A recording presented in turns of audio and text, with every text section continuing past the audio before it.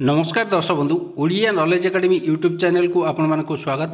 आपण जदि आम चैनल को प्रथम आसती दयाकोरी चैनल सब्सक्राइब बटन क्लिक कर चैनल को सब्सक्राइब करेंगे। वीडियोटी भल लगे निश्चय वीडियोटी को लाइक करेंगे, कमेंट करेंगे, शेयर करेंगे बोलिए जहाँद्वारा आप प्रतिदिन नुआ नुआ अपडेट पाइपर। तो आसन देखा आज गुरुत्वपूर्ण खबरटी जो आम नजर पकईवा मोहन सरकार बड़ निष्पत्ति जो खरा छुट्टी अच्छी खरा छुट्टी बाबद गोटे गुरुत्वपूर्ण नियम सरकार जारी कर से विषय देखा। दयाकोरी वीडियोटी को शेष पर्यटन देखिए जहाँद्वारा आप संपूर्ण खबर विषय जानीपर। तो चलतु आरंभ करवा। देखो ये घर शिक्षानुष्ठान को राजस्व मंत्री चेतावनी जो प्राइवेट स्कूल गुड़ाक अच्छी घर शिक्षानुष्ठान चेतावनी दी सरकार तरफ जोटि छुट्टी स्कूल खोलिले कार्यानुष्ठान ग्रहण कर छुट्टी स्कूल बंद रही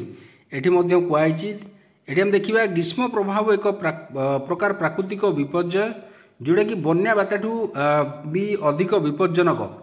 ग्रीष्म प्रभाव जारी होता एसओपी जो स्टैंडर्ड ऑपरेटिंग प्रोसीजर अच्छी ताकू मानिबा को निर्देश दिखाई। खरापाई आगुआ स्कूल कॉलेज अंगनवाड़ी छुट्टी कराई। यही समय जदि कौन घर स्कूल खोला रुहे संपृक्त अनुष्ठान विरोध में कठोर कार्यानुष्ठान ग्रहण कर मंत्री कहते। शुक्रवार गणमाध्यम को राजस्व मंत्री सुरेश पुजारी एने सूचना देते। मंत्री श्री पुजारी कहते पूर्वानुमान कराइला ए वर्ष ताती विगत दिन तातीर रेकर्ड को टपिब एथि पूर्व प्रस्तुति कर सारी जोटा कि 1999 मसीह एपरी ताती देखा मिलता। यही समय लोक मैंने असुविधार सम्मुखीन होते एथिरे किंतु राज्य सरकार व्यापक प्रस्तुत कर बाबद मुख्यमंत्री स्तर में समीक्षा बैठक होती जोटि कि विभिन्न जिलार ताती सम्मान नुहे सबुदिन जिलापाल सब बैठक बसुची व्यक्तिगत भाव प्रतिदिन समीक्षा करुच्ची। मंत्री कहते आगुआ स्कूल कॉलेज बंद करा जायछि। अंगनवाड़ी केन्द्र छुट्टी होगा सह शिशुपाई खाद्य घरे पहुँचा जाउछि। जो घर शिक्षानुष्ठान गुड़िक अच्छी से जदि खोला रखती स्कूल से विरुद्ध में कड़ा कार्यानुष्ठान नियाजिबो। घर शिक्षानुष्ठान यही समय पाठ पढ़ाऊर दुईटी अभियोग आसाला से नोटिस करा परे से बंद कर 11टा 3टा जाए बाहर कौन कार्यकलाप होना बोली कहुई।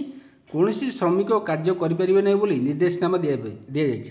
कार्य होता स्थान विशेषकर खनि अंचल जो मैंने रही से स्वतंत्र एसओपी जारी कराई। आम देखा ग्रीष्म प्रभाव एसओपी न मानले एक्शन जोटा कि राजस्व मंत्री कड़ा चेतावनी। ग्रीष्म प्रभाव एसओपी न मानिले एक्शन। बेसरकारी स्कूल कॉलेज नियम न मानिले कार्यानुष्ठान हम।